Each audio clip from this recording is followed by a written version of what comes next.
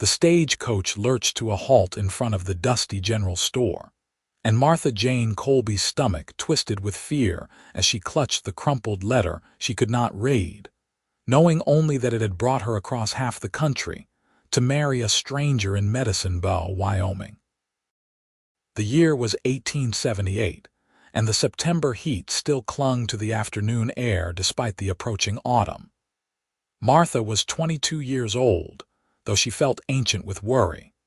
Her worn calico dress hung loose on her thin frame, testament to weeks of meager meals on the long journey west. Through the stagecoach window, she could see a handful of weathered buildings lining a wide dirt street, mountains rising in the distance like silent sentinels. This was to be her new home, though she knew nothing about it except what the kind widow in Chicago had told her before helping her make her mark on the marriage contract. The driver opened the door and offered his hand. Martha took it with trembling fingers, stepping down into the dust. Her single carpetbag felt heavy as she retrieved it, everything she owned in the world contained within its faded fabric. "You the mail-order bride?" a voice asked. Martha turned to see a tall man standing in the shadow of the general store's awning. He stepped forward into the sunlight, and she got her first clear look at Owen Wesley, the cowboy who had sent for her. He was perhaps 26 or 27, with sun-darkened skin and eyes the color of creek water in winter. His brown hair needed cutting, curling slightly at his collar, and his jaw was strong beneath several days' worth of stubble. He wore dusty work clothes and scuffed boots, a battered hat in his hands. "Yes, sir," Martha managed, her voice barely above a whisper. She had practiced these few words countless times, terrified of revealing her shameful secret too soon. Owen studied her for a long moment, his expression unreadable. She was pretty despite her gauntness, with dark hair pulled back in a simple bun and eyes the color of rich earth. But there was something haunted in her gaze, something fearful that made him want to reassure her. "Name's Owen Wesley," he said gently. "I reckon you're Martha," she nodded, not trusting herself to speak again. Her heart hammered against her ribs. The widow had assured her that Mr. Wesley seemed kind from his letters, that he wanted a wife to help with his ranch and share his life.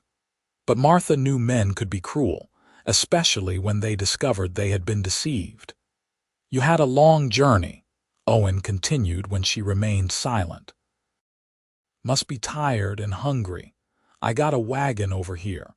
Thought we could head out to the ranch, get you settled. The preacher can come by tomorrow to make it official if that suits you." Relief flooded through Martha. Another day before the wedding meant another day to prepare herself, to find the courage to tell him the truth. She nodded again. Owen picked up her carpetbag, surprised by how light it was, and led her to a wagon hitched nearby. He helped her up onto the bench seat with a gentleness that eased some of her fear. As he climbed up beside her and took the reins, she snuck glances at his profile. He had kind eyes, she decided. Perhaps he would not be too angry when he learned. The ride to the ranch took nearly an hour. Owen tried several times to make conversation, asking about her journey and where she had come from. Martha answered in short words, careful not to reveal too much.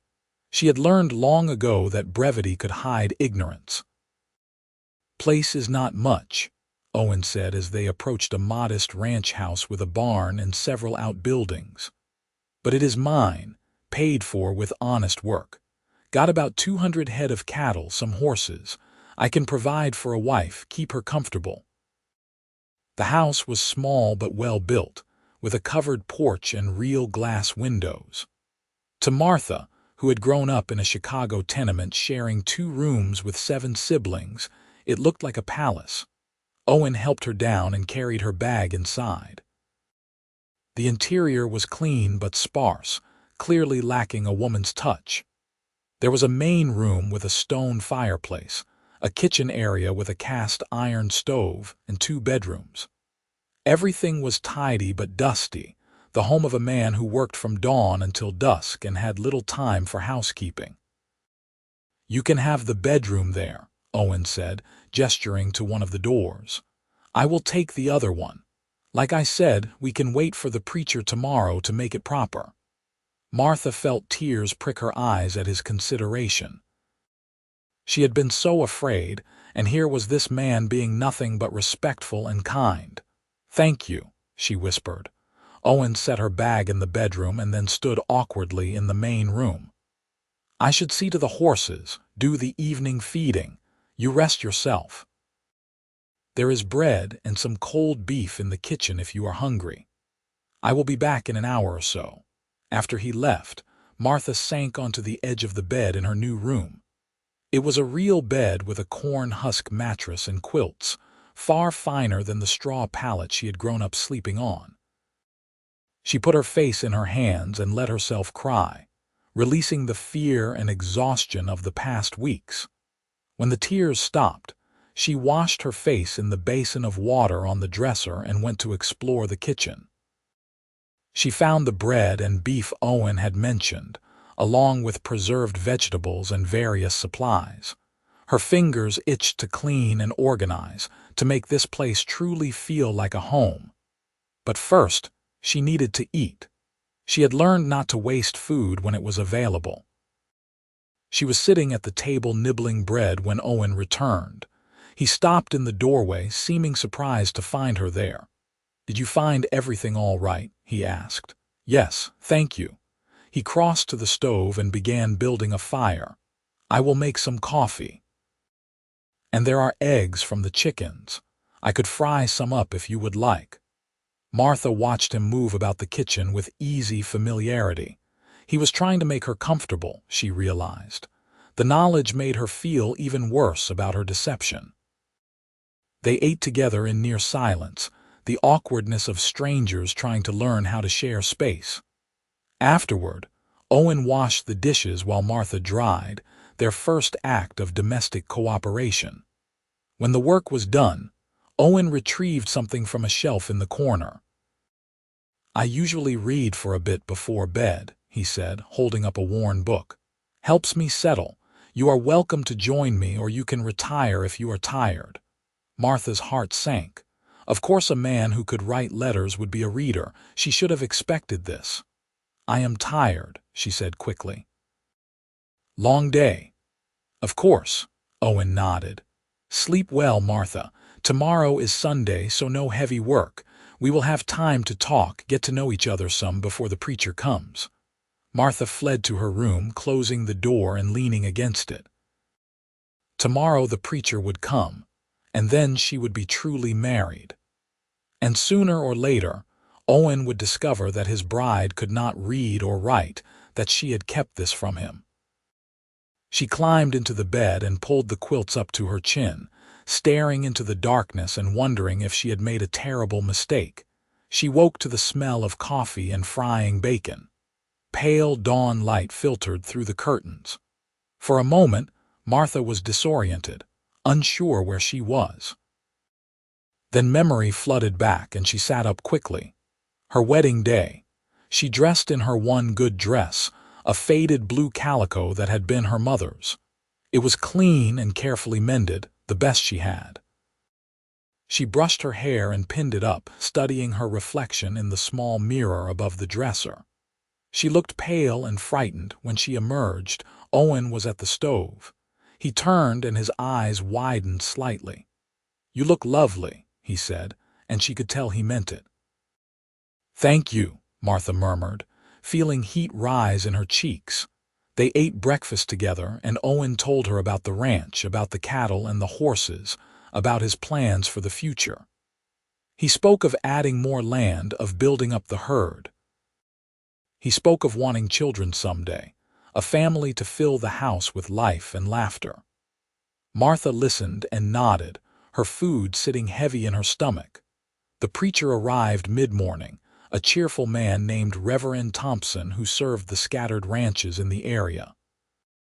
He brought his wife along as a witness, a plump woman with kind eyes who hugged Martha and welcomed her to the community.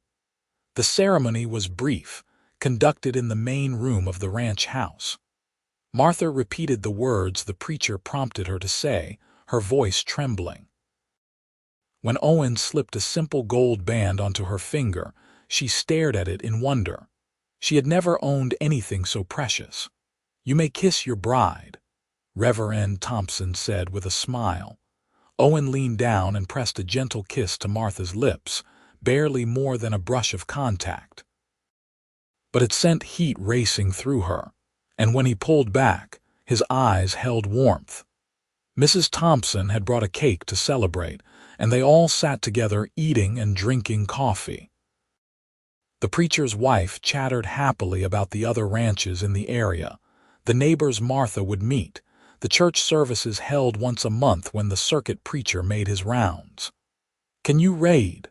Mrs. Thompson asked suddenly. "We have a small lending library, just a few books that we pass around. I would be happy to bring some by next time I visit." Martha's throat went tight. She could feel Owen's eyes on her. "That is kind," she managed, "but I am not much for reading." It was not quite a lie, but it felt like one. Mrs. Thompson smiled and nodded, moving on to other topics, but Martha could feel the secret pressing down on her like a physical weight. When the preacher and his wife finally left, Owen and Martha stood together on the porch, waving goodbye. As the wagon disappeared down the road, an awkward silence fell between them. "Well," Owen said finally, "I suppose we are married now." "Yes." He turned to look at her, his expression serious. "Martha, I know this is strange for both of us. We are strangers brought together by letters and necessity. But I meant what I wrote. I want a true partner, a wife to share my life with. I will do my best to be a good husband to you." Tears stung Martha's eyes. "I will try to be a good wife," she whispered. Owen reached out and gently squeezed her hand. "That is all either of us can do. Try." The first weeks of their marriage fell into a rhythm. Owen worked the ranch from dawn until dusk, and Martha threw herself into making the house a home. She cleaned every corner, organized the kitchen, mended his clothes, and made new curtains from fabric Owen bought her on a trip to town. She learned to cook the foods he liked, to tend the vegetable garden and the chickens, to do the 1,000 small tasks that kept a household running. In the evenings, they would eat together and then sit by the fire. Owen always retrieved his book, and Martha would busy herself with sewing or mending. She watched him from the corner of her eye, seeing how his face would light up as he read, how sometimes he would chuckle at something on the page. She longed to ask what he found so entertaining, but she was too afraid. They were polite and considerate with each other, but there was a distance between them. They had not yet shared a bed as husband and wife, Owen respecting her need for time. But Martha could see the longing in his eyes sometimes when he looked at her, and she felt an answering pull in her own heart. He was handsome and kind, this cowboy husband of hers, and she was starting to care for him more than she had expected. It was nearly a month into their marriage when everything changed. Owen had been to town and returned with supplies, including a new book he had ordered. At dinner, he was animated, telling Martha about the novel he had just finished and his excitement for starting the new one. "It is a collection of poems," he said. "I thought maybe I could read some aloud to you this evening if you would like. I know you said you are not much for reading yourself, but perhaps you would enjoy hearing them." Martha's hands twisted in her lap. "I suppose," she said quietly. That evening, after the dishes were cleared, they settled by the fire as usual. Owen opened his new book with reverence, carefully turning the pages until he found the poem he wanted.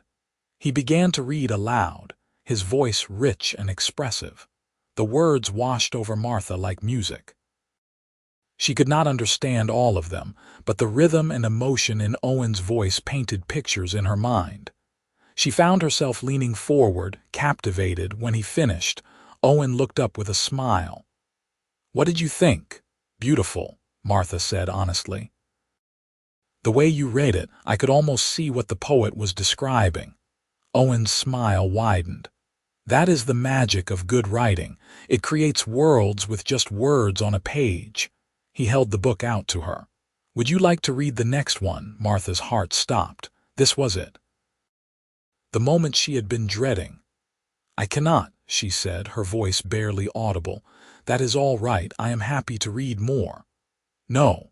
Martha stood abruptly, her hands shaking. I cannot read, Owen, not that poem, not any of it. I cannot read or write, I never learned. The silence that followed was deafening. Owen stared at her, the book still in his hands. The letters, he said finally. The ones you sent before you came, they were not from you. A widow woman helped me. She read yours to me and wrote mine for me. I made my mark on the marriage contract, not my name. I am sorry. I should have told you, but I was afraid you would not want me if you knew. Martha wrapped her arms around herself, waiting for his anger, his condemnation. Instead, Owen carefully set the book aside and stood. Come here, he said gently. She took a hesitant step toward him, then another. He reached out and took her hands in his. Why did you never learn? He asked. My family was poor, Martha said, the words tumbling out now that the dam had broken. There were 8 children and never enough food or money.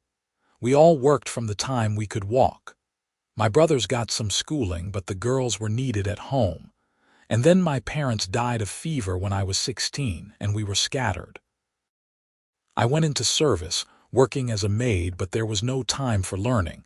I got by, pretending, hiding it, but I always felt the shame of it. Owen's grip on her hands tightened. There is no shame in not having opportunities, Martha, only in refusing them when they come. He paused, searching her face. Would you like to learn now? Hope flared in her chest. You would teach me. If you want to learn, I will teach you. Every evening by the fire we will work on it together, reading and writing both. Martha felt tears spill down her cheeks. Why would you do this for me? Because you are my wife, Owen said simply. And because everyone deserves the chance to read a book, to write their own name. It is a gift I can give you. She threw her arms around him, burying her face in his chest. He held her close, one hand stroking her hair. Thank you, she whispered against his shirt. Thank you. That night marked a turning point in their marriage. The secret that had stood between them was gone, replaced by a new intimacy born of trust and vulnerability. The next evening, Owen retrieved a slate and chalk from the barn, items he had used years ago when his own mother had taught him his letters. We will start simple, he said, settling beside Martha by the fire. The alphabet first. 26 letters, some more common than others. He drew N on the slate, explaining its shape and sound. Martha watched intently, committing it to memory. Then he handed her the chalk. Now you try. Her first attempt was shaky, the lines uneven, but Owen encouraged her, guiding her hand to show her the proper strokes. They worked through A, B, and C that first night, Martha practicing each letter over and over until she could form them with confidence. You are a quick study, Owen said with genuine pleasure. I think you will be rating in no time. Martha glowed under his praise. For the first time in her life, someone believed she was capable of learning, worthy of education. They fell into a new routine. Each evening after dinner, they would sit together by the firelight, Owen teaching and Martha learning. He was patient and encouraging, never making her feel foolish when she struggled. They worked through the alphabet, then moved on to simple words. Cat, dog, sun, tree. The first time Martha successfully read a full sentence on her own, she looked up at Owen with such joy that he could not help but pull her close and kiss her properly. The kiss deepened, and when they finally pulled apart, both were breathless. I think I should make mistakes more often if that is my reward, Martha said with a shy smile. Owen laughed, a warm, rich sound that filled the house. That was for succeeding, not failing. Their relationship shifted again after that night. They began sitting closer during their lessons, finding excuses to touch. Owen would guide her hand as she wrote, his breath warm on her neck. Martha would lean against his shoulder as he read aloud, feeling safe and cherished. 2 months after their wedding, Martha finally moved into Owen's bedroom. Their union was tender and sweet, born of genuine affection that was rapidly growing into something deeper. Afterward, lying in his arms, Martha traced the letters of his name on his chest. Owen, she spelled aloud. Very good, he murmured, pressing a kiss to her hair. You are almost ready to start on books. I want to read the poems, she said. The ones you read to me that first night. Then that is what we will work toward. Winter came to Medicine Bow, blanketing the land in snow and driving the temperature far below freezing. Owen worked hard to keep the cattle fed and the ranch running. Martha kept the house warm and welcoming, a refuge from the harsh weather. And every evening, no matter how tired they were, they sat by the fire for their lessons. Martha graduated from the slate to paper and pencil, laboriously writing out words and sentences. Owen brought home a primer from town, a children's book with simple stories. The first time Martha read a full page on her own, she cried with pride. I never thought I would be able to do this, she said, wiping her eyes. I thought I was too old, too stupid. You are neither, Owen said firmly. You are brave and determined and smart. I am proud of you, Martha. As her reading improved, new worlds opened to Martha. Owen had a small collection of books, and she began working through them. She stumbled over difficult words and sometimes had to read sentences twice to grasp their meaning, but she persevered. Her favorite was a collection of folk tales, stories of magic and adventure that transported her far from the Wyoming ranch. Writing came harder than reading. Her hand cramped from gripping the pencil, and her letters remained uneven despite practice. But she refused to give up. She filled page after page with writing exercises, copying passages from books, writing simple observations about her day. One evening in late February, Martha presented Owen with a folded piece of paper. What is this? He asked. Read it. He unfolded the paper and read the carefully written words aloud. Dear Owen, thank you for teaching me to read and write. Thank you for being patient and kind. Thank you for being my husband. You have given me a gift I can never repay. With love, Martha Jane Wesley. Owen looked up, his eyes bright with emotion. You wrote this, she nodded, nervous. I know the letters are not very neat, and I had to check the spelling in the dictionary several times, but it is all my own work. Owen pulled her into his arms, the letter crushed between them. It is the most beautiful thing anyone has ever written to me, he said. I will treasure it always. That spring brought new life to the ranch. The cattle dropped their calves and the land turned green with new growth. Martha planted a larger garden, expanding beyond basic vegetables to include flowers, a luxury she allowed herself now that she felt truly at home. She also discovered she was pregnant. The knowledge filled her with a complex mixture of joy and fear. She had seen her own mother worn down by constant childbearing, had lost 2 siblings in infancy. But Owen was overjoyed at the news, treating Martha like she was made of spun glass. I am not an invalid, she protested when he tried to stop her from carrying water. Women have been having babies since the beginning of time. Not my wife carrying my child, he countered. Humor me, Martha. Let me take care of you. She relented, secretly pleased by his attentiveness. As her belly grew round, they would sit together in the evenings, Martha reading aloud while Owen rubbed her swollen feet. Her reading was nearly fluent now, only occasionally stumbling over complex words. You read better than some people who have been doing it their whole lives, Owen told her one evening. "You should be proud of how far you have come." "I am proud," Martha said, setting aside the book she had been reading. "But more than that, I am grateful. You gave me this, Owen. You changed my life." "We changed each other's lives," he said, placing his hand on her belly where their child grew. "Before you came, this was just a house where I slept between work. You made it a home. You made me believe in family again." Martha had learned pieces of Owen's history over the past months. He had come west after his parents died, seeking a fresh start. He had worked hard and saved carefully to buy his ranch, but he had been lonely. The mail-order bride advertisement had been a gamble, he admitted, a hope that he might find companionship as well as help with the ranch. "You got more than you bargained for," Martha said with a small smile. "An illiterate bride who needed teaching." "I got exactly what I needed," Owen corrected. "A brave, beautiful woman who makes me happy every single day." Their daughter was born in October, delivered with the help of Mrs. Thompson and another ranch wife. It was a long, difficult labor, and there were moments when Martha was terrified.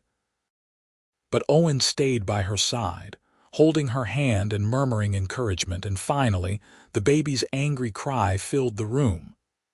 "A girl," Mrs. Thompson announced, wrapping the infant in a clean blanket. "Small but healthy." Owen held his daughter with wonder, his large hands gentle as he supported her tiny head.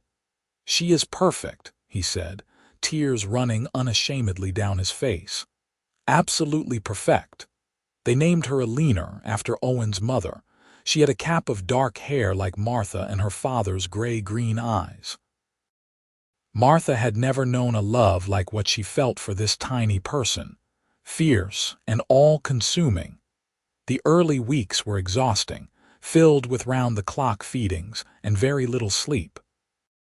But Owen was as involved as any father Martha had ever seen, walking the floor with Alina when she fussed, changing her nappies, rocking her to sleep. The lessons by the fire were temporarily suspended, both of them too tired for such concentration. But as Alina settled into a routine and Martha regained her strength, they resumed their evenings together. Now Martha would read aloud while nursing the baby, or Owen would hold Alina while helping Martha work on her writing. "I want to write a letter to my sister," Martha said one evening. "I have not seen her since I came west, and I want her to know about you and Alina. Before, I could never write to her. I had no words to tell her my life." "Then you shall write to her," Owen said, "and I will post it the next time I go to town." Martha worked on the letter for several evenings, carefully composing her thoughts and checking her spelling. She wrote about Owen, about the ranch, about Alina. She wrote about learning to read and write, about how her life had transformed in ways she never imagined possible. When the letter was finally finished, she read it aloud to Owen. "It is wonderful," he said. "Your sister will be so happy to hear from you." The reply came 6 weeks later, delivered by the mail carrier. Martha's hands shook as Owen handed her the envelope. Her own name was written on the front in her sister's familiar hand, though Martha had only ever seen it in their mother's signature. "Would you like me to read it to you?" Owen asked gently. Martha shook her head. "No, I want to read it myself." She sat by the window where the light was good and carefully opened the envelope. The letter inside was 2 pages long, filled with her sister's news and questions. Martha read it slowly, sounding out difficult words, but she made it through with minimal help from Owen. "She is married too," Martha told him when she finished, "with a son. She wants to know if we might visit someday or if she could come here." "Then we shall make plans for a visit," Owen said. "Family is important." As Alina grew from an infant into a toddler, the ranch prospered. Owen added more cattle and bought additional land. He hired a ranch hand to help with the heavy work, a young man named Samuel who was saving money to start his own place. Martha managed the household and helped with the bookkeeping, a task she never would have been able to do before Owen taught her to read and write. She also discovered a love of learning that went beyond basic literacy. Owen brought her books on various subjects, and she devoured them eagerly. She learned about history and geography, about plants and animals, about the wider world beyond Wyoming. Sometimes she would share interesting facts with Owen over dinner, and he would smile at her enthusiasm. "You have the soul of a scholar," he told her. "If you had been born in different circumstances, you might have been a teacher yourself." The thought had never occurred to Martha, but once planted, it took root. When Alina was 3 years old, Martha approached Owen with an idea. "There are other children in the area growing up without schooling," she said. "Ranch children who cannot get to town for lessons. What if I started a small school here? Nothing formal, just a few hours a week for the children nearby. I could teach them to read and write, basic arithmetic." Owen considered this. "You would be taking on a great deal of work. I know. But I keep thinking about how different my life might have been if someone had taught me when I was young. I want to give other children that opportunity." "Then do it," Owen said. "I will help however I can." Word spread through the ranching community, and soon Martha had half a dozen students ranging in age from 5 to 12. They met in the main room of the ranch house 3 mornings a week. Martha used the same patient methods Owen had used with her, encouraging and praising, never making a child feel stupid for not knowing. It was rewarding work, watching the children progress from knowing nothing to reading simple books. Some learned quickly, while others struggled. But Martha understood struggle, and she never gave up on any of them. Alina proved to be exceptionally bright, learning her letters before she was 4. She would sit in on the lessons, absorbing everything. By the time she was 5, she was reading at a level equal to children twice her age. "She gets that from her mother," Owen said proudly. "She gets it from both of us," Martha corrected. "Your patience and my determination." 2 years after Martha started her school, she gave birth to a son. The delivery was easier than Alina's had been, and baby Thomas was large and healthy from the start. He had Owen's coloring and his mother's stubbornness, making his preferences known from the very beginning. Life fell into a comfortable pattern. Owen worked the ranch with Samuel's help, steadily building their prosperity. Martha taught her students and raised her children and managed the household. In the evenings, they still sat together by the fire. Sometimes Owen read aloud while Martha sewed. Sometimes Martha read and Owen listened. Sometimes they simply talked, sharing the small details of their days. They had built a true partnership, a marriage of equals who respected and loved each other. The scared, illiterate woman who had stepped off the stagecoach 7 years earlier was gone, replaced by a confident teacher and mother who could read, write, and manage complex accounts. But Martha never forgot those first lessons by firelight, Owen's patient voice guiding her through the alphabet.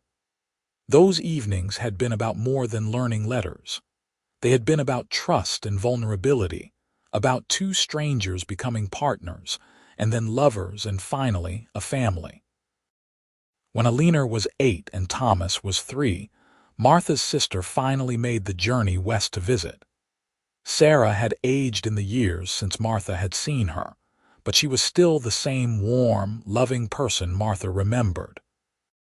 She brought her husband and son, and the 2 families spent a wonderful month together. One evening, after the children were in bed, the adults sat on the porch watching the sunset. Sarah turned to Martha with a smile. "You know, I almost did not recognize you from your letters," she said. "The Martha I knew would never have written with such confidence, and to learn you are teaching other children, it is amazing." "I had a good teacher," Martha said, reaching for Owen's hand. "The best investment I ever made was that advertisement for a mail-order bride," Owen said, squeezing her hand. "Even if she did arrive with a secret." "What secret?" Sarah asked. Martha told the story of those first weeks, her fear and shame over her illiteracy, Owen's kindness when she finally confessed. Sarah listened with tears in her eyes. "You were so brave," she said. "Leaving everything familiar, traveling so far, marrying a stranger. And then to admit something you had hidden for so long. I am proud of you, sister." "I did what I had to do to survive," Martha said. "We all did after Mother and Father died, but I also got incredibly lucky. Not all mail-order bride stories end as happily as mine." "Because not all grooms are as good as Owen," Sarah said. "You found a true partner." After Sarah's family returned to Chicago, Martha found herself reflective. She had come so far from that frightened girl on the stagecoach. She had learned to read and write, had become a teacher, had created a family and a home. All because she had taken a chance on a stranger's advertisement, and that stranger had turned out to be the best man she could have hoped for. More years passed, marked by the changing seasons and the growth of their children. Alina proved to have a gift for languages and was reading books in French by the time she was 12, teaching herself from books Owen ordered for her. Thomas was more interested in the ranch, following his father everywhere and learning the work from a young age. Martha's little school grew and changed as children came and went, some families moving away and new ones arriving. She took pride in every child who learned to write their name, every reader she helped create. Some of her students went on to attend schools in larger towns, their parents writing to thank her for giving them the foundation they needed. When Alina was 15, she announced her intention to attend a teacher's college in Cheyenne. Martha's first instinct was to refuse, to keep her daughter close and safe. But Owen reminded her of the importance of education, of not denying Alina opportunities. "She gets her love of learning from you," he said. "We cannot hold her back now." So they let Alina go, though Martha cried for a week after she left. But the letters Alina sent were full of excitement and intellectual stimulation, and Martha could not regret the decision despite missing her daughter terribly. Thomas showed no interest in leaving the ranch. At 16, he was already as tall as his father and could handle any task the ranch required.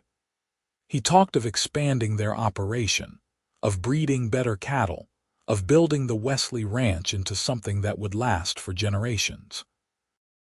On their 20th wedding anniversary, Owen took Martha to Denver for a week, leaving the ranch in Thomas's capable hands. It was the first time Martha had been to a real city since leaving Chicago, and she was overwhelmed by the crowds and noise and possibilities. They stayed in a hotel with electric lights, a marvel that made Martha laugh with delight. Owen took her to restaurants and the theater, to museums and libraries. They walked hand in hand through the streets like young sweethearts, rediscovering each other away from the daily routines of ranch life. One afternoon, they visited a large bookstore, and Owen told Martha to choose anything she wanted.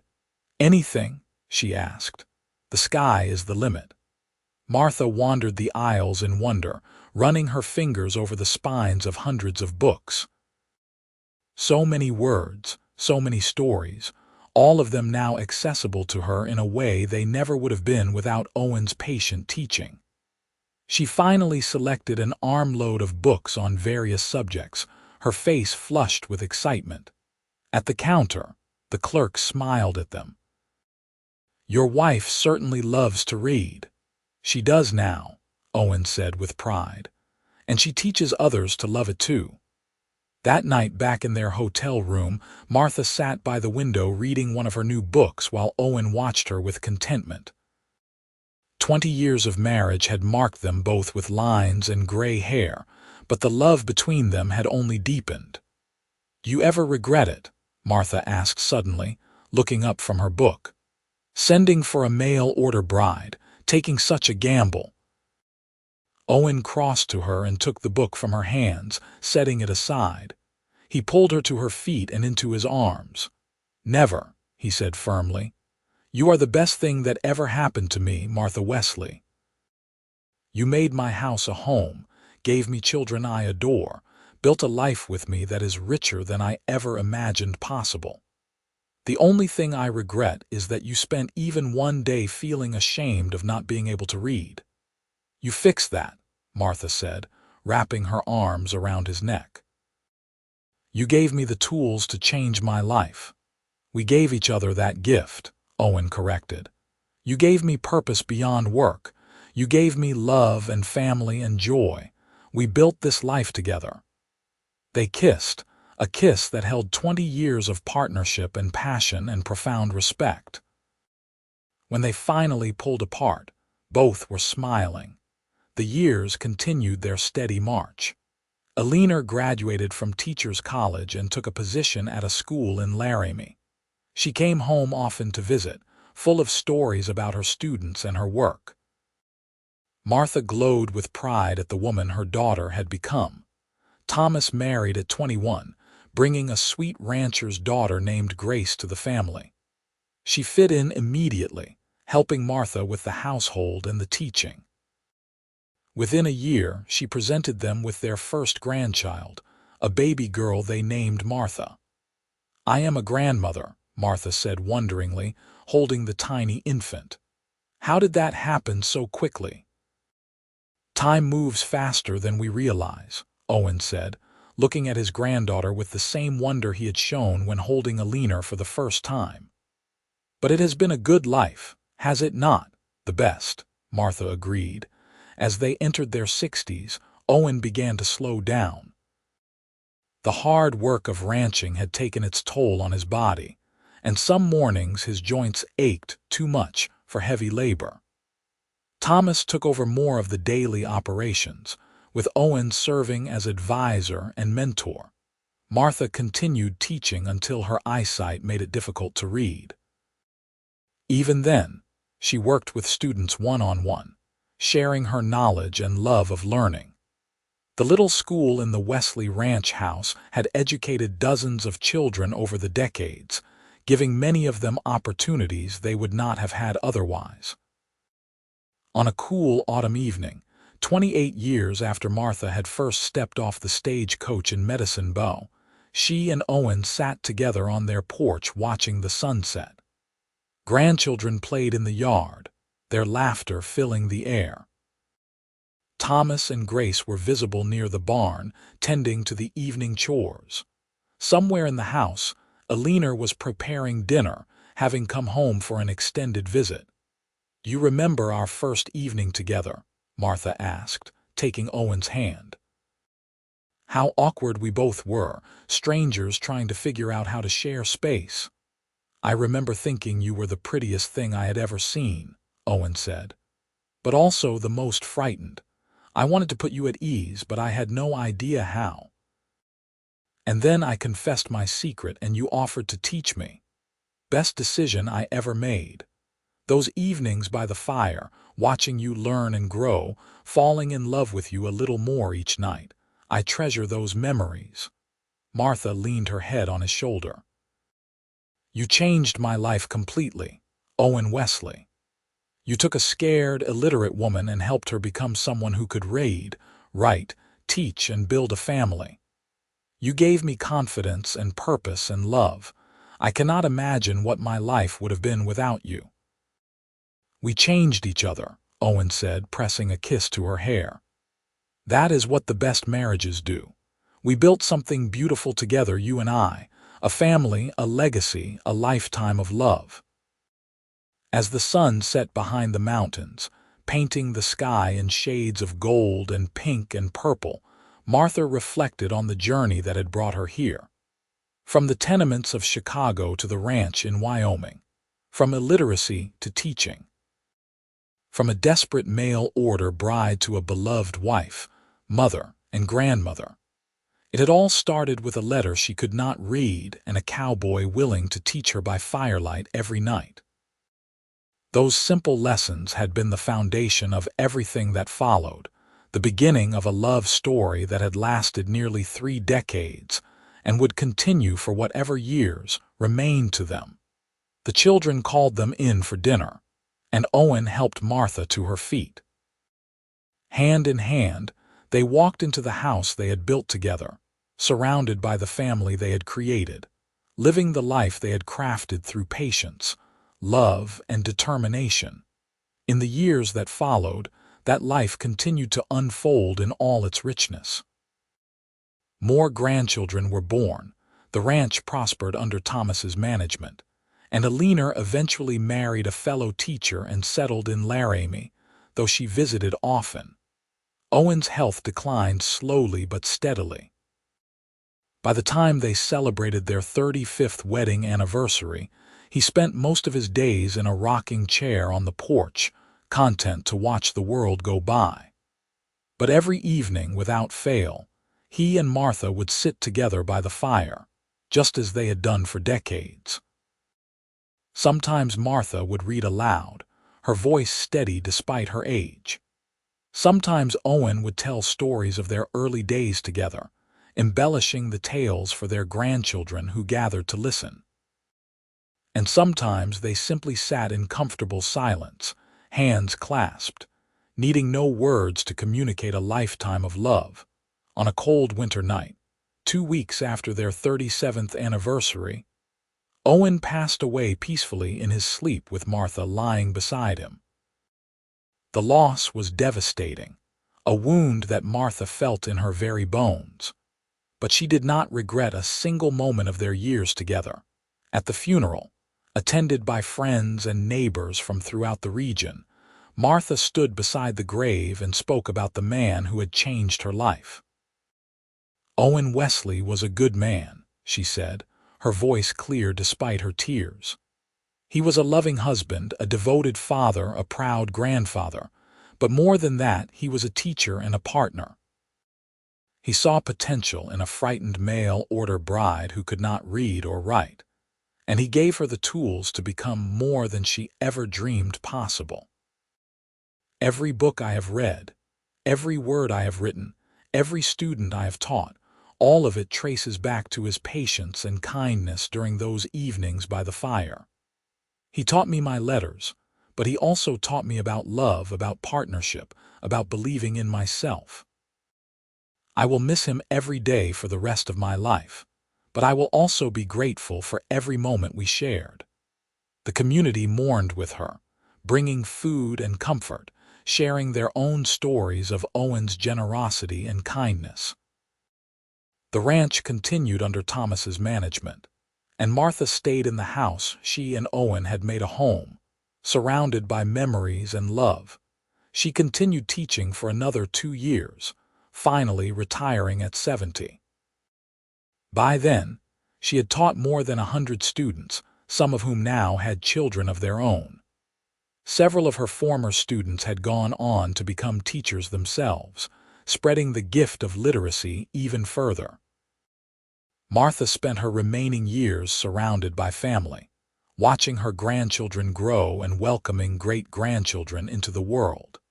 She maintained an active correspondence with Alina and her distant siblings, her letters still carefully written despite her shaking hands. On quiet evenings, she would sit by the fire with her great-grandchildren gathered around her, reading aloud from the same books Owen had once read to her. She would tell them stories of their great-grandfather, of how he had patiently taught her to read and write, of how those lessons by firelight had transformed her life. "Never take your education for granted," she would tell them. "The ability to read and write, to learn and grow, it is a precious gift. Use it well." Martha lived to the remarkable age of 82, surrounded to the last by the family she and Owen had created. When she passed away peacefully one spring morning, she left behind a legacy of love, learning, and determination. At her funeral, Alina stood before the gathered crowd and held up a worn piece of paper, yellowed with age. "This is one of my mother's first attempts at writing," she said. "A letter she wrote to my father, thanking him for teaching her. The handwriting is shaky and some of the words are misspelled, but it represents something far more important than perfect penmanship. It represents transformation and hope and the power of education. My mother started life with nothing, not even the ability to write her own name. But she ended it having taught over 100 children to read and write, having raised children who valued education, having built a life of purpose and meaning. She did this because a cowboy took the time to teach her by firelight every night, and because she had the courage to learn." Alina carefully folded the letter and tucked it into her pocket. "My parents built something beautiful together, a partnership based on mutual respect, patience, and love. They taught all of us about the importance of education, about believing in people's potential, about never giving up on yourself or others. That is the legacy they leave behind." Martha was buried beside Owen on the hill overlooking the ranch they had built together. The headstone was simple, bearing their names and dates, but also a quote Martha had chosen years earlier. "Love taught me to read, and reading taught me to live." The ranch remained in the family for generations, passed down from Thomas to his children and grandchildren. The little school that Martha had started eventually closed as formal education became more accessible. But her impact continued through the students she had taught and the teachers she had inspired. Years later, when Alina herself was an old woman, she would gather her own grandchildren around and tell them stories of their great-great-grandmother Martha, the mail-order bride who could not read or write, and their great-great-grandfather Owen, the cowboy who taught her by firelight every night. She would explain how their love story had started with patience and trust, how it had built into something that lasted a lifetime and beyond. "They taught us that it is never too late to learn," Alina would say. "That education is a gift worth giving. That love and patience can overcome any obstacle, and that the smallest acts of kindness can change lives in ways we cannot imagine." The story of Martha and Owen Wesley became a family legend, passed down through the generations as an example of love, perseverance, and the transformative power of education. And in the ranch house in Medicine Bow, Wyoming, the old fireplace still stood, silent witness to the countless evenings two people had spent there, building a life together one lesson at a time. The firelight that had once illuminated Martha's first attempts at reading had long since faded, but its warmth remained in the lives she had touched, the students she had taught, and the family she had helped create. It was a warmth that would continue to spread, generation after generation, a lasting testament to a love story that began with a letter one woman could not read, and a cowboy willing to teach her the words that would set her free.